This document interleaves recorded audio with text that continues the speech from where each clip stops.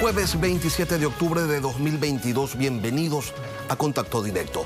Nuestros invitados de hoy son Luis El Chucho Bolaños, jugador histórico de Liga de Quito, uno de los artífices de la primera Copa Libertadores, de la única Copa Libertadores para el país en el 2008. El sábado el torneo se juega en Guayaquil. También estará el general en servicio pasivo Ramiro Mantilla, ex comandante de la Policía Nacional. Una nueva capacitación para el policía acorde a los nuevos tiempos, a la nueva realidad. Y David Rosero, consejero de Participación Ciudadana, parte de la minoría del Consejo, quien replica a la vicepresidenta María Fernanda Rivadeneira.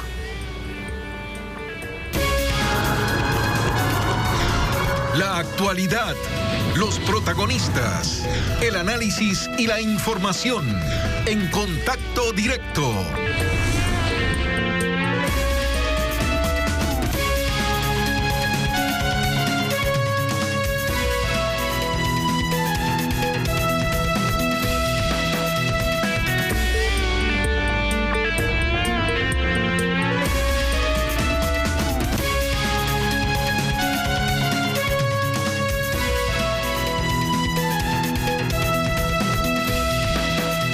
La fiesta deportiva ha comenzado y tendremos fútbol para rato.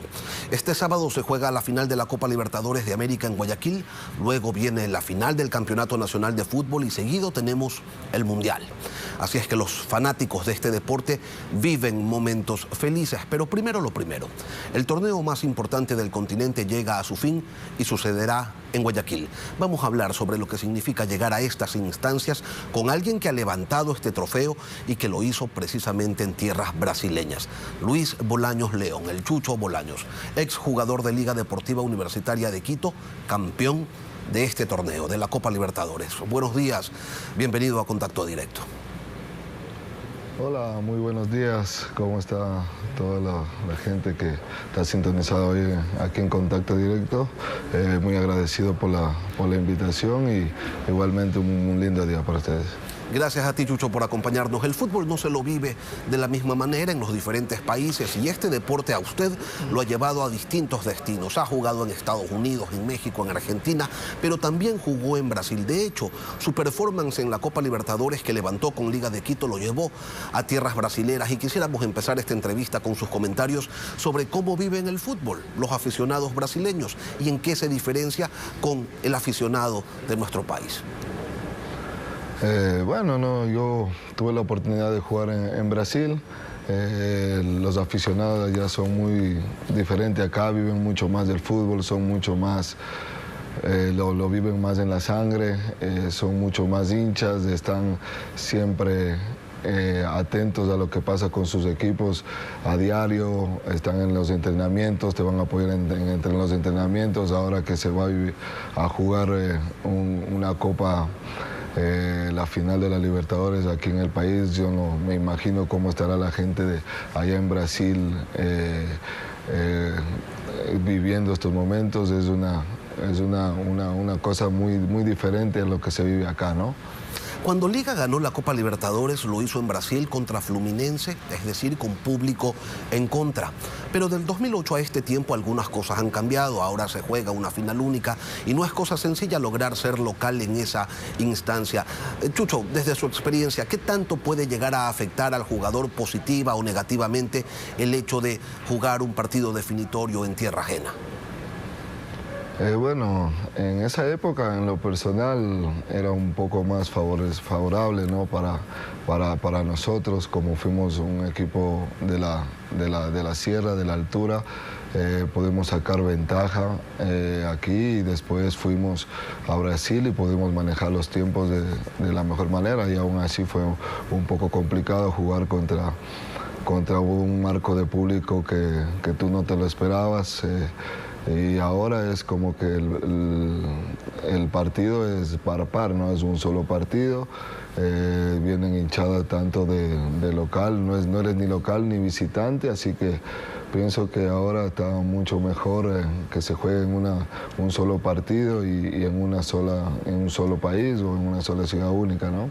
Cuando Liga quedó campeón, el favorito era el equipo brasileño. De hecho, tenían toda la fiesta preparada para celebrar un eventual triunfo de Fluminense, pero ustedes supieron hacer historia. Hoy Flamengo es el favorito, tiene una verdadera constelación de estrellas, jugadores repatriados desde Europa para jugar en este equipo. Un equipo de esas características, a un equipo de esas características, Chucho, ¿le puede llegar a pesar en algún momento la condición de favorito?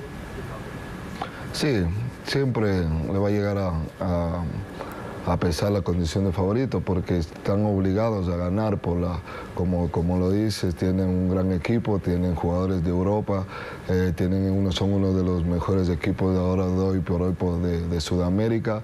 Todos los ojos están puestos en ellos y no están en el otro equipo todavía, no lo nombran mucho, pero bueno, en el fútbol puede pasar cualquier cosa.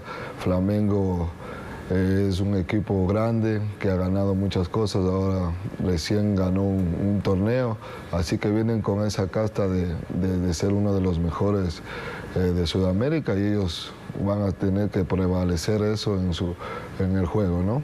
Sin embargo, Atlético Paranaense tampoco es que está pintado en la pared. El año pasado levantó la Copa Sudamericana, tiene en el banquillo a un verdadero peso pesado del fútbol mundial como Luis Felipe Scolari, su técnico, pero su plantilla no es tan rica en nombres como la de su rival, como la de Flamengo. Sin embargo, Chucho tiene quizás un elemento a su favor.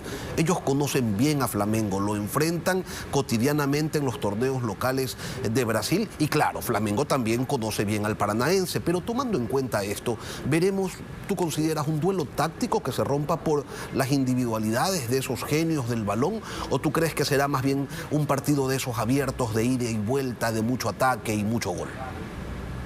Yo pienso que va a ser un partido táctico porque el Flamengo tiene muchos jugadores que tienen muchas individualidades que en cualquier momento te pueden marcar la diferencia en cualquier momento del partido. Atlético Paranaense pienso que va a cautelarse un poco más de eso, va a esperar un poco más y va a jugar un poco más al contragolpe, va a buscar alguna oportunidad que deje Flamengo. Flamengo es un equipo rico técnicamente que te da mucho espacio y eso yo pienso que Atlético Paranaense va a tener que aprovechar eso, ¿no? Así que va a ser un partido abierto como uno se lo espera, que sea una linda final y que gane el mejor, ¿no? Y Paranaense ya le funcionó eso de jugar al contraataque en semifinales contra el Palmeiras. Vamos a ver qué ocurre en esta ocasión.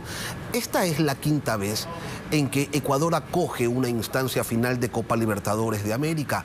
La primera bajo el actual formato, pero 3 equipos nacionales han llegado a jugar una final. Barcelona en 2 ocasiones, Independiente del Valle y Liga de Quito. Solo uno ha levantado el trofeo, Liga. Pero en los últimos 10 años vemos, Chucho, que Brasil ha ganado la Copa Libertadores en 6 ocasiones. Y te quiero preguntar algo. ¿Hoy pesan más que antes las chequeras, la capacidad económica de los clubes para afrontar un torneo como este? Sí. Los tiempos han cambiado. Ahora, como tú lo dices, la chequera ya ahora factura mucho más. Ahora se dan el lujo de traer jugadores de Europa, jugadores de renombre que están jugando en equipos grandes en Europa, que todo el mundo quiere ir a Europa y ahora les hacen un buen sueldo y regresan a jugar a Brasil. Entonces ahora es por eso que se están haciendo muy fuertes los equipos brasileños en estos últimos tiempos, porque hay mucho dinero por juego y vienen por jugar 6 meses, todos quieren ganar la Copa Libertadores. Hay jugadores que no han ganado todo, pero no han ganado una Libertadores. Y entonces quieren regresar para ganar una Libertadores y sentirse ya en la gloria y como que decir, hemos ganado todo, ¿no? Una Libertadores como la que usted levantó, Chucho. Una pregunta final. Cuando Liga jugó esa instancia final de Copa Libertadores y la ganó contra Fluminense, toda la hinchada de Flamengo estaba a favor de Liga de Quito, estaban en contra de su clásico rival Fluminense. Hoy, Chucho Bolaños, ¿por quién va? Sí, cuando fuimos en los entrenamientos iba la hinchada de Flamengo a alentarnos en el partido también. Y a mí me gusta mucho el fútbol de Flamengo, me gusta cómo lo hacen, cómo lo practican, su esquema, así que me inclino por Flamengo, esperemos que sea el equipo ganador, ¿no? Luis Bolaños, el Chucho Bolaños, gracias por acompañarnos hoy aquí en Contacto Directo. Gracias a ustedes.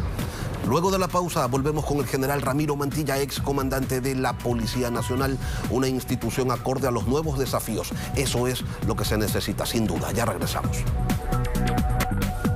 Solo con ser valientes no alcanza. A la Policía Nacional no le alcanza. La lucha contra la inseguridad requiere de herramientas tangibles e intangibles con las que lamentablemente la Policía Nacional hoy no cuenta. ¿Qué más se requiere aparte de la urgencia de adquirir equipos, vehículos, armas, chalecos para salir a las calles a enfrentar al crimen organizado? Lo vamos a conversar con el general Ramiro Mantilla, ex comandante general de la Policía Nacional. General, buenos días, bienvenido a Contacto. Buenos días, Lenín, gracias. Gracias a usted, general, por acompañarnos. Cuando se habla de fortalecer a la Policía Nacional, ¿cuáles son los principales aspectos que debe abordar ese trabajo? Bueno, principalmente las nuevas organizaciones delictivas que han surgido en todo este tema hace que la policía se modifique, o sea, toda su estructura tiene que cambiar.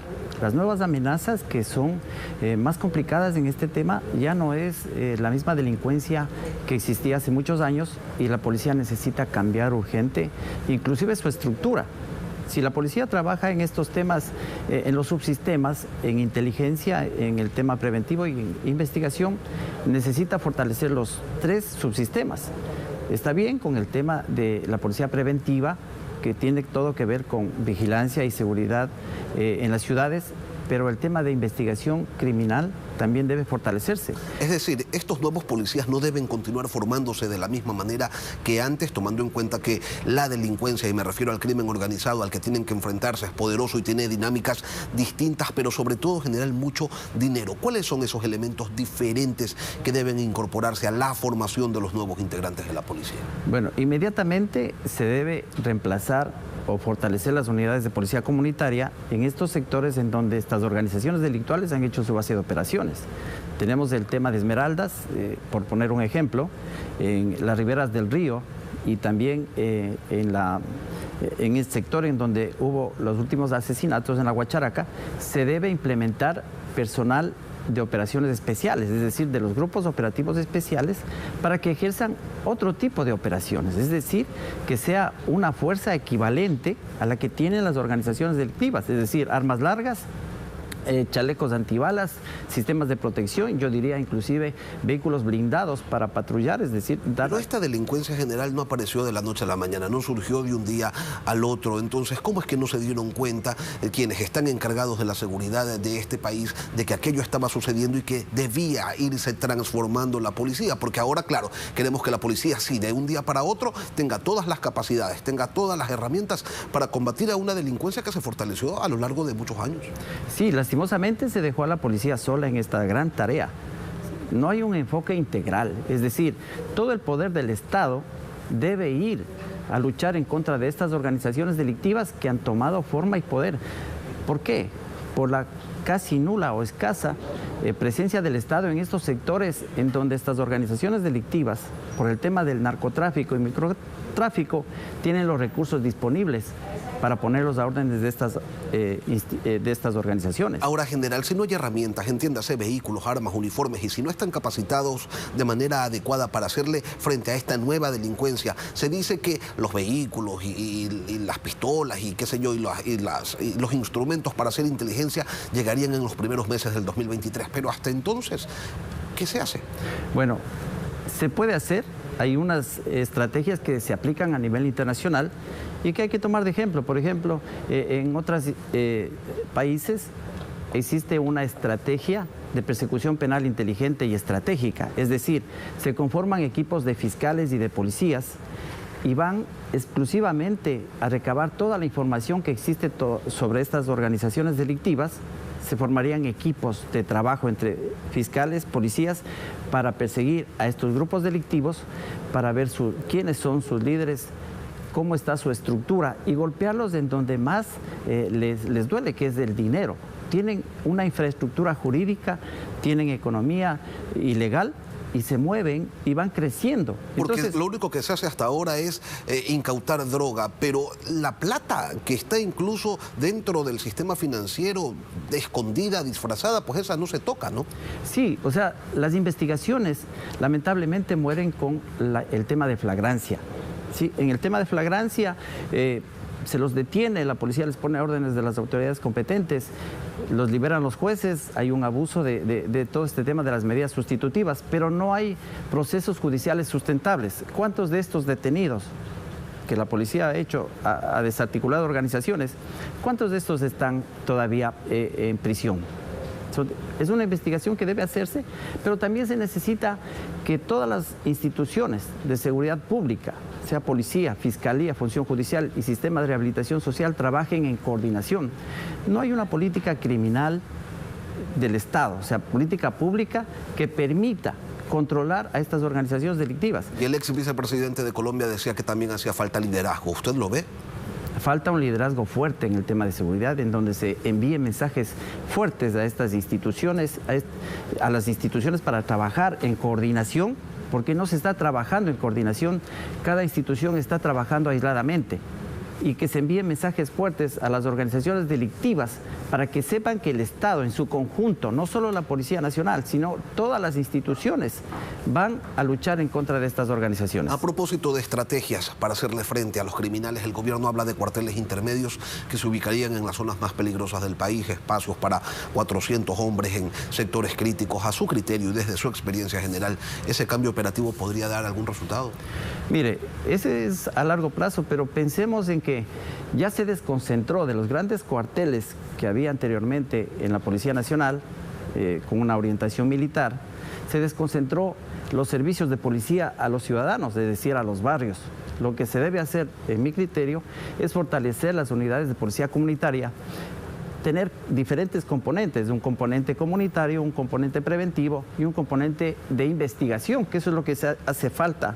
En los distritos no existen policías de investigación, no existen policías de antinarcóticos, considerándose que el microtráfico y el narcotráfico son las principales amenazas. Entonces, se debe tener más policías investigativos y también el componente preventivo, fortalecerlo para que en los barrios exista una adecuada capacidad de reacción que tenga la policía, lo que no está sucediendo hoy. General, ¿cómo entendemos que se hace una convocatoria para formar a nuevo personal policial y casi un tercio de los aspirantes tienen antecedentes penales y un grupo de ellos incluso resulta que han pertenecido a organizaciones criminales?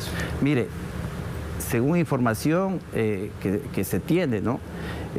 Lastimosamente, miembros de estas organizaciones delictivas están financiando, inclusive que miembros de sus organizaciones o jóvenes que son que favorecen o que apoyan esta causa de estas pandillas ingresen a la institución policial. Entonces, la Policía Nacional sí debería hacer inclusive, ¿no?, un estudio de inteligencia de cada uno de quienes se están formando inclusive, para llegar a detectar si familiares directos, si padres, madres están en el tema de drogas. O sea, esto es complicado, pero sin embargo la Policía Nacional tiene estos estamentos internos que pueden empezar a investigar y separarlos así estén en formación. General Ramiro Mantilla, gracias por acompañarnos hoy. Gracias, muy amable. En Contacto Directo, ex comandante de la Policía Nacional. Cuando regresemos, David Rosero, consejero de Participación Ciudadana, y su réplica a la vicepresidenta de ese organismo. En la Asamblea Nacional se desarrolla un juicio político contra los consejeros de Participación Ciudadana por un supuesto incumplimiento de funciones. David Rosero es consejero y está siendo interpelado junto a los otros integrantes de ese organismo. Buenos días, David, y bienvenido a Contacto Directo. Muy buenos días, muchas gracias, Lenin y ecuatorianos, por la oportunidad. La vicepresidenta del Consejo de Participación Ciudadana y Control Social señaló en este espacio lo siguiente, lo invito a escucharla. Empezamos con el señor Tuárez como presidente, luego con el señor Cristian Cruz, también fue destituido y censurado. Tuvimos que remover a la anterior administración porque más de 3 meses y medio sin poder sesionar. Eso es lo que nosotros hemos vivido de forma permanente, interrupciones para que no siga desarrollándose este proceso de designar al Contralor, al Defensor Público, al Consejo Nacional Electoral. Tenemos 3 compañeros que no avanzan, que no van a las sesiones, que no quieren designar autoridades, y eso, ¿cuáles son las razones? Realmente no las entiendo.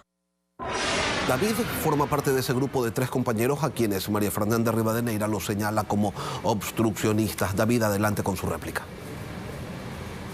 Muchísimas gracias. La mayoría de 7 consejeros son 4, y en ese sentido han pasado 9 meses sin designar contralor, sin designar vocales del CNE ni defensor público. La exclusiva responsabilidad desde que el gobierno se tomó el Consejo de Participación Ciudadana en febrero ha sido que no les interesa designar a estas autoridades para mantener prorrogadas a varias de ellas para que sea más fácil someterse al Ejecutivo. Esto es concreto, claro. Han pasado 9 meses desde que no se ha dado estos procesos de designación que requiere el país, y por eso una de las causales del juicio político precisamente son haber cambiado las reglas del juego a mitad del concurso de Contralor, entre otras autoridades. Bueno, pero también se lo señala por el concurso irregular para nombrar al superintendente de ordenamiento territorial, y ahí ustedes sí participaron. Bueno, se acusa de un supuesto conflicto de intereses, lo cual no se ha podido probar, se ha desvanecido esa situación. Incluso los 7 consejeros votamos a favor de esa designación, y en ese contexto una de las causales del juicio político son unos audios de presuntos actos de corrupción, pero sobre todo esto que yo quiero mostrar al país en un documento, estimado Lenin, concretamente en honor al tiempo. Mire, este documento que quiero mostrar aquí en pantalla a la luz establece cuál es el reglamento que existía antes para designar al Contralor General del Estado y que fue cambiado en este año 2022. La educación formal se puntuaba sobre 15 puntos y la mayoría del gobierno la cambió a 20 puntos. La experiencia general se puntuaba con 15 puntos y la mayoría del gobierno la cambió a 20 puntos. Y finalmente la experiencia específica se puntuaba con 15 puntos y la mayoría la redujo a 5 puntos. Con esto se cambió las reglas del juego, se afectó a más de 150 postulantes a las comisiones de selección, y precisamente esta es una de las causales del juicio político, que a mitad del concurso para Contralor que ya inició, se cambiaron las reglas del juego, perjudicando la seguridad jurídica y el derecho a la participación de los postulantes. Esa intromisión política que usted señala ahora existió también antes. De hecho, usted, que ya estuvo entre 2010 y 2015 en el Consejo de Participación Ciudadana, solía decir que allí solo se hacía la voluntad del presidente de la República de ese. Entonces, ¿cómo se cambia esa situación? Me parece importante que se valore esa lucha, estimado Lenin, y hemos combatido personalmente el autoritarismo y la intromisión del gobierno, venga de donde venga. Y hoy que el gobierno ha metido la mano en la institución y por otro lado intenta una consulta popular para quitar atribuciones, concentrar poder y generar restricción en derechos de participación, es que nos hemos levantado para señalar ante la Corte Constitucional, mediante amicus curiae, que esas reformas restringen derechos y buscan otorgar al presidente la potestad discrecional de designar autoridades. Pero esto va más allá. Me parece que el gobierno, en lugar de atender las principales necesidades, resolver el tema de la inseguridad, el desempleo, resolver el tema de la educación y la salud, se ha dedicado a la ingrata tarea de interferir burdamente en otras funciones del Estado. ¿Cómo paramos esto? Precisamente con los procesos de fiscalización desde la Asamblea Nacional, depurando aquellos elementos que se han sometido a Carondelet y creando reglas y normativas claras que permitan que cualquier ecuatoriano profesional, independientemente de su forma de pensar, pueda postularse para ser contralor, vocal del CNE o defensor del pueblo o público. David Rosero, consejero de Participación Ciudadana, gracias por venir a Contacto Directo y ejercer su derecho a la réplica. Gracias a usted. Bueno, aquí terminamos este programa, pero las noticias continúan en Televistazo, en La Comunidad. Que tengan todos un buen día.